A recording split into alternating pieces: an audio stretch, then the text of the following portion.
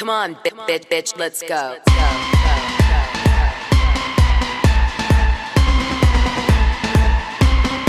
Come on, get ready, bitches. You haven't seen nothing yet. Come on. Valentino, Versace, Lamborghini, Bugatti. I got money to burn. I'm single and I'm naughty. Come on. Tiffany's, Cartier, Gucci on Marty. Come on. Break out your black card, boys. It's time to party. I wish Bravo would cut the crap and announce Vanderpump Rules' new cast already. That's what I still believe is the main announcement that everybody's been hearing that is supposed to come out. The cast that has been shooting for the Vanderpump Rules reboot has been hinting that it's going to be dropping soon, all the way back in early January. So I think that cast actually thought they would have already announced it by now. But for some reason, they haven't done it yet. But I mean, it's not even speculative. If you guys have heard the deep dive I did on the Vanderpump Rules cast and all the things they've posted about the show that hints to what the storyline's going to be, etc., you guys know it's not speculative. Like, this is the cast, and they've already, been shooting, and they've done, there's been a lot released on their private profiles. So it's like really weird to me that they haven't announced it yet. I'm like, what's the holdup? Maybe they are looking at the edit and they don't feel it's strong enough yet. I don't know. Weird. But I really for sure thought that was the Bravo announcement. And then, of course, there was some percolating announcement that supposedly was related to New Jersey, which Dumois teased, but that never came to any fruition. There was a false story dropped in OK Magazine that came from a quote-unquote source, but that was false because one of the housewives confirmed that to me, that wasn't at all true, what was said in OK. So I'm still back at Vanderpump Rules' new cast announcement, and I'm wondering what the hell the holdup is. Because if you guys knew the receipts I know from their profiles, things they've posted, getting ready for an announcement, you can tell, and yet no announcement. Very unusual. So I'm thinking what I'm going to do if they continue to not announce it is when I go to Europe for 1 week for my birthday present to myself, and I'm going alone. Very excited. I'm going to go do some spa treatments because, as you guys know, I'm on a huge health kick. I'm down to 129 pounds. My goal weight's 127. I've lost 11 pounds, and I've worked out every day for 6 weeks, doing burpees, doing Peloton. I'm Princess Wilk on there if you ever want to reach out. And also doing keto and factor intermingled, to keep on the keto to make it easier on me because I can't always cook the perfect meal. But I'm going hard and I'm not giving up and I'm just going for it. I want to be ripped. I want to beat Kyle Richards. That's the truth.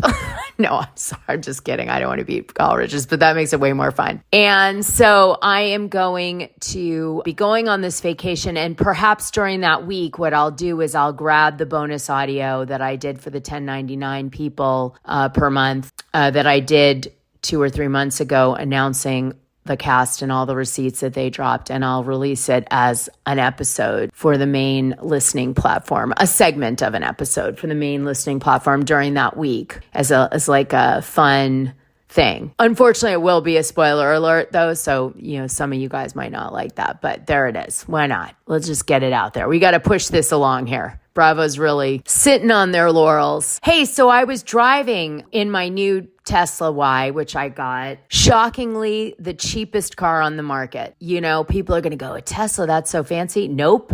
Cheapest car on the market. And you guys know I've done, deep dives on Elon Musk and Doge, and I always tell you the good and the bad. And in this particular case, the car is amazing. There are some weird things about Tesla. For example, their process of buying the car is really cumbersome. The information is given on a need-to-know basis. It is not fun. There is no salesperson to interact with or negotiations. It's like buying a toothbrush on Amazon. So that wasn't great. You also don't feel a lot of transparency in the process, to be perfectly clear. It really, everything is delivered on a need-to-know basis. I also found out some quirky things, like, for example, they always charge you for all 4 tires on the return because the car is so heavy. So that's like an expense people may not be expecting on their lease turn-in. They charge $45 per hubcap, and those hubcaps generally get scratched by people parking in urban settings because of the way the car is designed. You have to clean the interior with special cleaning stuff. You cannot wash the car in a proper car wash. You have to have it hand washed, or you have to do it yourself, you know, in one of those drive up and you like spray it and stuff. Car things, because car washes generally will nick it, and they hold you responsible. Oh my God, the terms and conditions on their wear and tear are like, forget it. Like, you're definitely paying something. You know, if you have any kind of scratch whatsoever on that car, they can charge you for that part, period. And their diagnostic they do on the car doesn't happen for weeks later. And people have been known to get whacked on internal things that weren't visible to the naked eye on their return on their lease. So big advice to you guys, if you're going to lease a Tesla, make sure you keep your insurance in place while you're returning the car on the lease for a few weeks until you get that final bill or bill of health, so you don't have liability. Okay, because then if, God forbid, they whack you with the $5,000 bill, you can still put it through your insurance with a deductible. They do not offer any return lease wear and tear warranty, which is highly unusual. Also, another quick thing just to tell you guys, the Tesla wall charger only works with a 2.4 gigahertz wireless network. So you can have the charger, it'll plug in the car, and you can still get your readings, you know, that your car is charging through the car. But the actual charger itself can't send you any data, and you can't rapid charge because you can't program it through the wireless connectivity. So that's a flaw, because a lot of the companies don't offer 2.4 gigahertz anymore, which is really stupid for a $400 wall charger. I could go on and on. I feel like I should be the Doge of Elon Musk. What do you think? Well, Elon has just become one of the most popular men in America following that really embarrassing public feud he had with his baby mama, who was forced during the election to keep her baby secret and private so that certainly that wouldn't damage anything. She got pissed over Valentine's Day because he ghosted her while he was taking the other baby mama to Washington and parading her around in the Oval Office with the babies. So, the new baby mama, who's a 29-year-old Republican influencer, was like, wait, what about me? I've been staying quiet to help you guys, and this is the thanks I get. Meanwhile, her attorney was trying to negotiate her a deal for her baby, and he wasn't responding. So she just got pissed, took to social media, and, announced, hey, I've had Elon's secret baby, and I'm pissed because he's ghosting me. I want my money and whatever. Anyway, it was hilarious. I covered it in my bonus audio when it was happening. I went through the receipts with everybody. And of course, Elon supporters, mainly people who came up with a lot of the executive orders that Trump are doing right now, came to Elon's rescue and tried to paint the influencer as a gold digger who was like an opportunist trying to have Elon Musk's baby. But I mean, duh. She's 29, he's Elon Musk, and he's old, and he's not the best boyfriend, obviously, from his numerous women that have been in multiple fights with him over the years. So it's like, she was obviously fangirling him, duh, but that doesn't give her any less credibility that she's had his baby now. The guy doesn't wear condoms. That's obvious. So give her her check and let's move on, shall we? I mean, he's obviously doing that sort of Epstein, let me make as many babies as I can, help the human population with geniuses initiative. So, but why he's the most popular man ever is because he's going to issue Americans $5,000 from the savings he's doing in Doge, a way to give taxpayers back their money. So no matter what he does now, he is now the most popular man in America. Okay. So that's for sure. Anyway, this got me going because I'm going to be covering, of course, some reality TV for you guys as I do. Some juicy shit did happen. It's been quiet, but I did manage to find a few nuggets for you guys because, we don't dwell on the boring. But so many people were trying to figure out in a way what was going on with Donald Trump calling Zelensky a dictator and all this stuff. People are like, what is happening, right? He's doing a deal with Putin, who is definitely a murderer, dictator person, but he switched the script and started calling Zelensky the dictator, which shocked everybody across international news, okay? Especially like Sky News and BBC News. They lost their wig on that one. So I realized, oh my God, people are so uneducated about how Trump operates. They don't know his book, The Art of the Deal, which I know because I'm a deep diver and I've read it a few times and I know exactly why he's doing what he's doing. And I was like, do I need to translate Trump to the writers and the people why he's doing what he's doing? Now, you may still think it's a crock of shit. That's on you to decide how you feel about it. But the reason people think he's doing what he's doing is not the reason that they're reporting in the press. And I was like, am I the only one who read his book? So I'm going to tell you that today. Now, I feel I have a duty to do this for you guys. And please, if you know any world leaders or, Senate or anybody who needs to do deals with Trump and they need a quick cliff note on how to handle his different threats and what they're really what's the thought process behind them so they can better address them, please do point them to this episode because it's going to help them a lot. And that includes Zelensky because his response to President Trump, which was he's been given misinformation. And so he's saying things that, although we have great respect for him, are made on false information that obviously were given over to him by Putin, isn't really the response that he should have given, which tells me no one's told him how he operates. And I'm like, I have a duty here to tell all of you so you can get the word out so that people can know better what to do to get what they need from Trump, right? So we don't end up with some, big issue here. All right. So that's another thing we're going to cover today, which will be a lot of fun. All right, let's get into the show.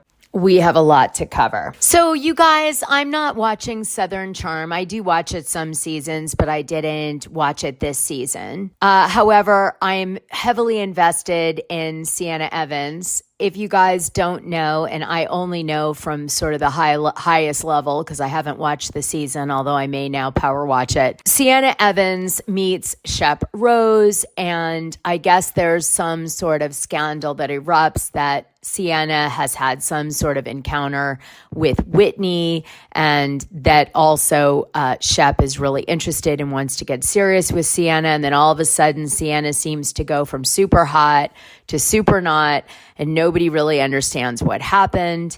And so that's kind of the plot point so far, as I understand it from airplane level looking down, okay? Because like I said, I haven't watched this season yet. So why did I get invested? Well, because Sienna Evans, the girl, took to her TikTok and over days did my favorite thing, which is to tell her side of the story from the truth and not the Bravo narrative of the story.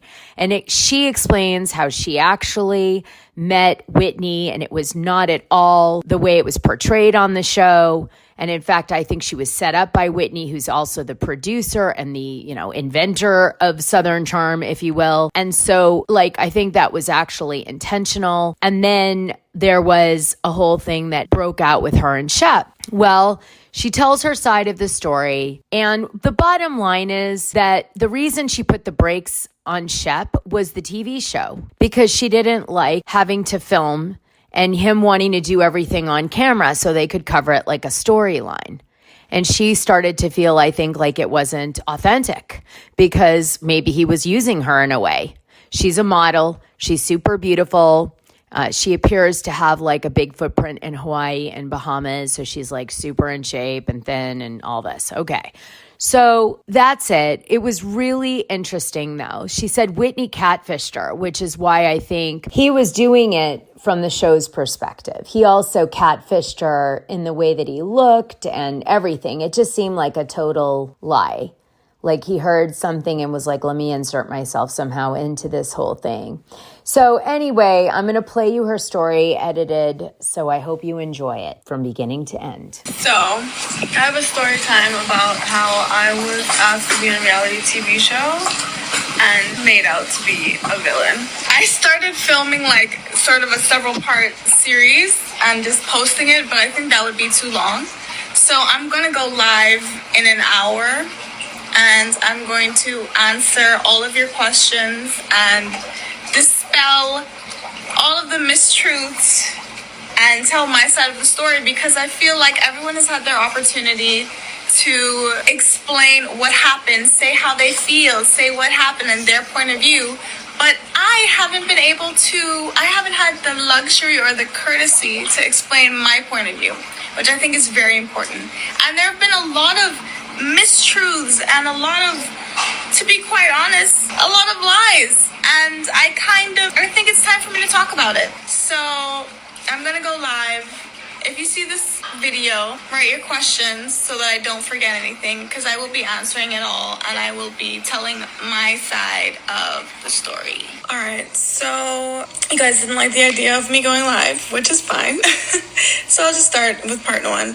So Shep and I did meet on Raya, and at the time, his profile, it just made him look like a southern boy who liked to fish. And he messaged me and he was like, oh, you're from the Bahamas. Like, I always go to the Bahamas. I love the Bahamas. And then I was like, oh, like, he's cute or whatever. And that's how we met. And then he followed me on Instagram, and we started talking on Instagram, and that's kind of how things started. But yeah, that's how we met. And I want to first start by dispelling this whole me reaching out to Whitney on Raya thing, because that was super off the wall. Whitney direct requested me. So if on a dating app, if you have your regular connections that you can either like connect or reject. He wasn't even a connection of mine. He direct requested me and said, hi, how are you? And I answered, I'm good. How are you? That is the extent of the communication I had with Whitney, first of all. Second of all, when I eventually made it up to Charleston and I did meet him, I did not recognize him, nor did I even remember that we had matched or had a conversation before.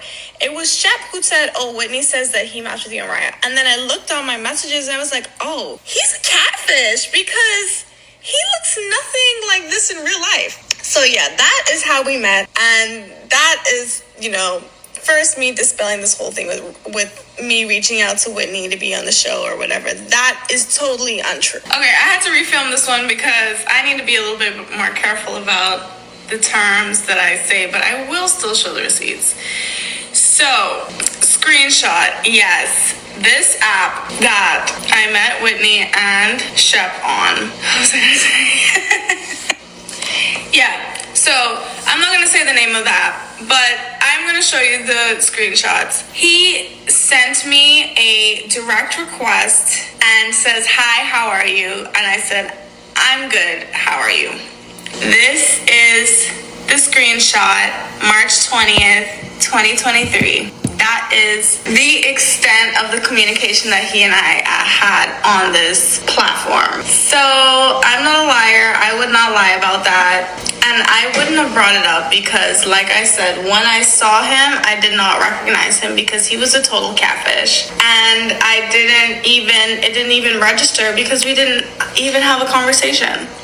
So yeah, I just had to refilm that video. And part 2 of the story is coming a little later. I'm gonna go get dinner with my mom. All right, part 2. So a month later, Shep and I finally connect on this app. And like I said, his profile makes him seem like he's just a normal Southern boy who likes to fish. And I thought that was very endearing. he messaged me and he says he loves the Bahamas, he loves Abaco. And I said, oh, that's awesome. Like, my family is from the Bahamas, blah, blah, blah. He's inviting me up to Charleston. I've never met him before. So I said, I'm not really interested in going to see you because I don't know you. I said that in my head. But I denied his invitation to Charleston, and I said, hey, you can come to the Bahamas whenever, and we can go out or have lunch. And he then says, okay, fine, I love to fish, so if I ever make it to the Bahamas, I will hit you up. And I said, great. And he says, oh, well, we're both fans of travel, so either in the Bahamas or we can just meet up somewhere else in the world. Because I was traveling a lot that summer. At the time, I was going to Hawaii, I was going to Europe, and Europe plays an important part as well. And I was just doing my thing. I was single, traveling, modeling, all of that. So we take the conversation from this app to Instagram. I give him my phone number, and at this point, I still have never watched an episode of the show, and I don't know that Shep and Whitney know each other, or that they are on this show. So this part, I really want to clear up the whole my grandma situation. My poor granny, oh my gosh, she means so well. And I love her so much. But yeah, she is a fan of the show. Now, because she watched the show, does that mean that I was aware of the show or the characters of the show? No, I don't think anybody knows what shows their grandparents watch and are familiar with all of the characters. I would be surprised by that. How I made the connection with her, she made the connection with me, with Shep being on the show. Shep and I were already on speaking terms. We were already calling each other on the phone. We started talking to each other on the phone like after I was in Hawaii. And my voice is breaking because I'm tired. And so I go to her house one day, and she and I are both single at the time. She's engaged now, but she signed up on eHarmony, actually. And we're telling each other about our online dating experience. And so I say, hey, this is a person who I met on a dating app. And I show her the picture, and she says, that is Shep. He's on Southern Charm. I'm a fan of Southern Charm. I'm like, yes, he is on a reality TV show called Southern Charm. She says, yes, my friends from the Corona Club, which is a club of older ladies who do philanthropic work here in the Bahamas, like ladies who are either widowed or retired. She says, yes, my friends from the Corona Club, we watched the show and we love the show. And I'm like, oh, that's great. Like, that's so cool. And I call Shep and I said, Shep, apparently my grandma is a fan of this show. Had I watched every episode of the show? No. Was I interested in being on the show? No. At that point, I did watch the pilot of the show, but it didn't move the needle for me. It didn't make a difference for me. It wasn't end all be all. It wasn't, oh my God, Sienna, he's on this TV show, da da da da. It was really more coincidental. And at that time, and presently, it didn't make a difference to me. I really didn't care that he was on reality TV. I had my own business here. I had my own life here. I was already signed to a major modeling agency. I was already traveling. I was already, single, like I said, single, having a good time, everything like that. So this discourse about, my grandmother putting me up to date Shep is also something that is untrue. Did we make a connection? Yes. Is she a fan of the show? Yes, she's still a fan of the show. When everyone came to the Bahamas, she ended up meeting them because she's a fan of the show and she loves the show. And Shep wanted to meet her. They did end up meeting, and she was very happy about that. But that had no bearing on any of the decisions I made or anything from my life or my relationship. All right, so that's really all I wanted to clear up. I wanted to clear up the Whitney situation, and I wanted to say, yes, my grandmother was a fan of the show, but it didn't really move the needle on whether I wanted to be friends. I was already friends with Shep, so I was already talking to him on the phone. we were already friends, so it didn't really move the needle on whether or not I would end up seeing him or not. It was just coincidental in the way that it happened. It wasn't like some ploy, like, oh, let's get Sienna on Southern Charm, blah, blah, blah, blah. That was never the intention. Shep was a normal person, and I'm a normal person. But the reason I'm actually taking my time to talk about this and taking my time to clear this up and speak about this is because I am a real person, and I have put a lot of time into my life and into my reputation, and I feel like I was being negatively portrayed, and I was getting so many hate comments and nasty comments on my Instagram that I had to actually disable my comments. And I feel like that wasn't very fair because I didn't have control over the way that the narrative is playing out. But like I said, I'm a woman. I'm a professional woman. I own my own company here in the Bahamas. A lot of people look up to me here. I am a public figure in the Bahamas. I do a lot of work in my community. I have a lot of goals and dreams for myself that transcend a TV show.